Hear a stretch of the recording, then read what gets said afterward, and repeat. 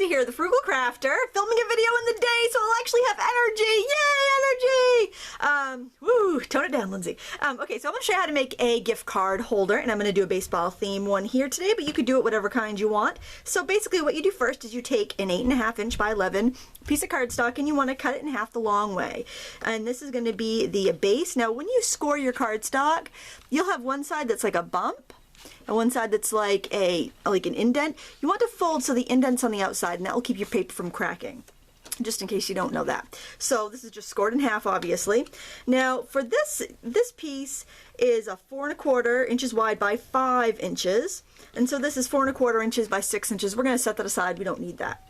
So then for this, you're going to fold this in half on the middle, and then you're going to fold these two flaps up. So I scored this, if I just open it up for you, I scored this at 2.5 inches, and then I scored it an inch in from each side. And that's going to be our insert in the center of our card, like that. But before we put this in, we're going to punch a hole for our gift card to fit in. So what I'm going to do is kind of eyeball it. You can measure it if you like, but I'm using this flourished square EK Success punch, and I'm going to flip it over so I can see what I'm doing. And what I'm going to do is just center it, and I'm going to give it a little punch. And you can use an oval, you could use whatever shape you have. I like these EK Success punches because they are they're very sturdy and they're very durable. So then I'm going to take this little round punch. I'm actually going to punch a little bit on each side just to open it up enough so that I'll be able to fit that gift card in. So I'm just going about 1/8 of an inch. I'll bring that up nice and close so you can see. I'm going to do that on each side. I might need to use my scissors to help cut that through because these aren't quite as rugged as the those big punches, but I can just grab my scissors, and now that I can see the line, I can just kind of snip it off so it's nice and neat. You can also use a die cut too. If you wanted to, like, you know, use a spellbinder die or something like that you could see through, you could just tape your die down on the folded paper and run that through your die cutting machine, and that would do the same thing.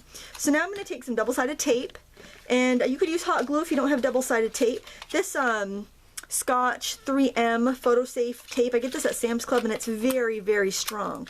You can kind of lift it up at first, like if you first tape it down, you can lift it up if you make a mistake, but after that it's pretty much stuck. So what I'm going to do is actually I've only put tape on one side. I'm putting that in the card, and I'm just going to fold it so that it's going to go in there nice and straight. And now I'm going to open it up, and I'm going to do that to put adhesive on this side. Now I learned to make a very similar card to this at the rubber stamp show I went to. I think Endless Creations was a demo person, and so I want to give credit. And so see, now I'll be able to pop a gift card in just like that, and it will stand up. Pretty neat, huh? Alright, so now we want to decorate the inside, and I found this really fun paper actually in my moldy oldie paper bin. This is from Die Cuts with a View, and it's quite a few years old, but it's just really mellow, pretty baseball themed paper. So I'm just going to use some of my double-sided tape to adhere this in. You could use a glue stick, but I like the double-sided tape. I pretty much use it for everything. I think you get a package of, gosh, it's either, I think it's 6 rolls at Sam's Club for about $11. It used to be way cheaper than that, but I kind of fell in love with the product, so I'm paying a little more for it now, but I really like it. But you could use your ATG gun or whatever sort of adhesive you like to use for paper crafting. Will be just fine and dandy. This part right here isn't going to take a lot of abuse, so I think whatever you use is going to be fine for sticking it down. Something that won't wrinkle the paper. I just totally glued that on crooked. Oh my goodness. There we go. So now the inside's decorated, and now we're going to decorate the outside. And I'm simply just going to center a piece of this paper on there. And one of the reasons I wanted to do this baseball themed one was because I wanted to try out some new stamps that I got at the stamp show from Local King. And I'll show you those in just a second. And now I want to make a little baseball diamond, so what I'm going to do, I just cut a 3-inch square of paper, and I'm going to put it on the point so I have a diamond, and I'm just going to punch the bottom corner here so it looks kind of like home plate. And I'm going to glue that down on my paper with my double-sided tape. I use double-sided tape and hot glue. Those are like my 2 adhesives. My 2 general purpose adhesives that I use for most everything. Why don't I just ink those just a little bit to make it a little vintagey. Any dye-based ink is fine. I like dye-based because it dries really quickly and is vibrant. All right, I'm gonna stick that there. Now, now if I decide I want to move that, I actually have a little time while this adhesive, before this adhesive becomes really permanent, so I can move that in a few minutes if I decide that I don't like the placement. So now what I'm gonna do is grab a piece of cardstock, and I'm just using glossy photo paper actually because I have a ton of that, and my printer kind of crapped out on me and I can't use the 4x6 tray anymore, so I gotta use it for something.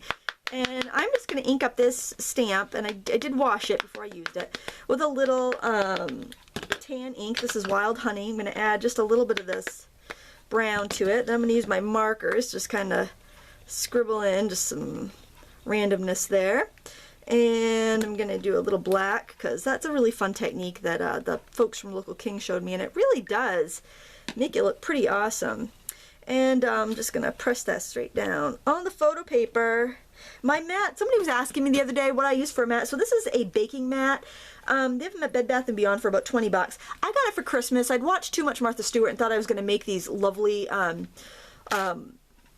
baked cookies and stuff, but I come to find out I don't really like to bake, so I decided to use it for this.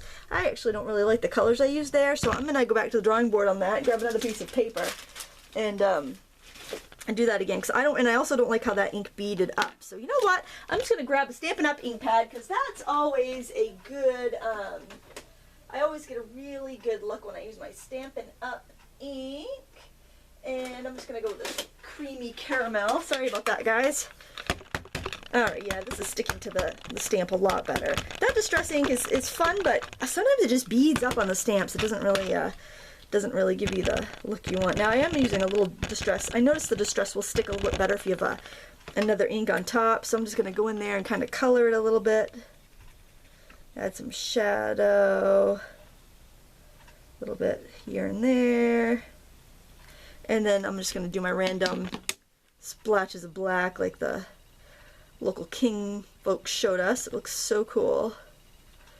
And now I'll stamp this down. There we go. There we go. Cooking with Grease. Well, anyway, so this mat is a Silpat baking mat, and it's 20 bucks at Bed Bath & Beyond, and I have a piece of fun foam underneath, just plain white craft foam. But if you go to the craft store, you can actually get a craft mat, and it doesn't have this texture on it, and I actually think it's probably better for stamping, and it's cheaper because you can use a coupon. So for what it's worth, I had this. I don't bake, so I'm like repurposing it, but I think it's kind of too expensive if you're just buying it for this purpose.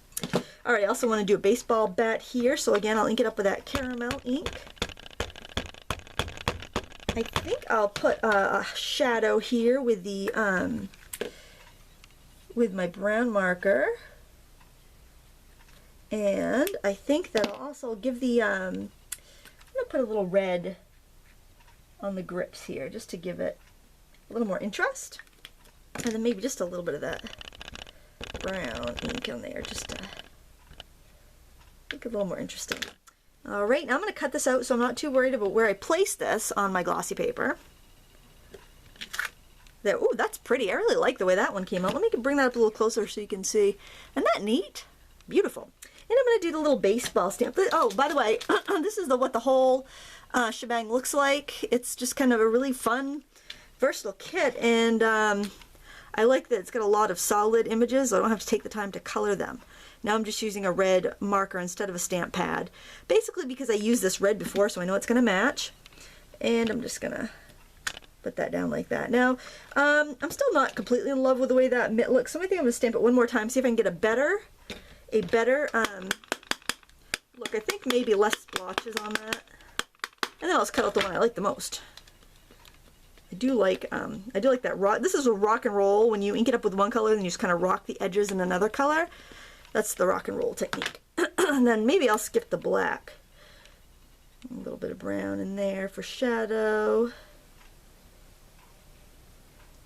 Maybe actually, I'm thinking maybe I'll put a little navy in there.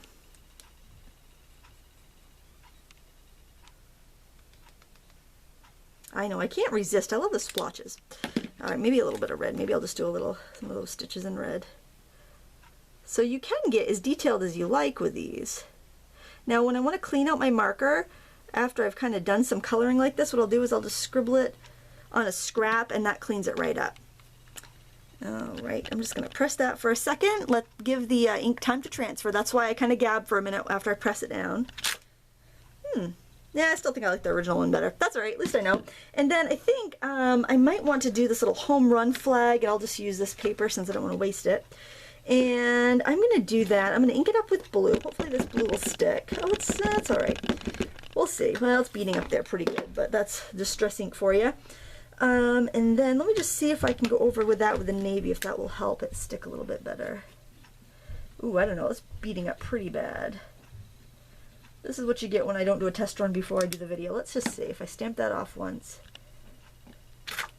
Oh, you know, it's not that bad. Let me just do it with a marker this time and stamp it again. It's a lot of times why I do multiples of everything, because I end up with a few extra stamped images when I'm done. Boy, I don't know, that ink doesn't really seem to want to stick there. Try it one more time with the ink pad. Well, we'll see. We'll just have to see, won't we? Okay, well, that's all right. So what I'm going to do is cut these out, and then with my scissors, and I'll be back in just a second to put the card together. Okay, finishing up this card. I apologize for the glare on that because it is glossy paper. So what I've done is we glued that together down to the center of our card, and I'm just going to start layering on my items here. And I did decide that I want to use I want to have some tickets. So I always have this just roll of carnival tickets. They were like $2 at a local store, and I'm just going to just ink it up a little bit so they look a little bit vintage. Just kind of grunge them up a little bit, and I'm going to just stick those on there to kind of give it just a little bit of a layered look here. I mean, I want it to obviously still look like a baseball diamond, but I just kind of want to give it a little more interest. And I'm doing this upside down, so I hope it looks good.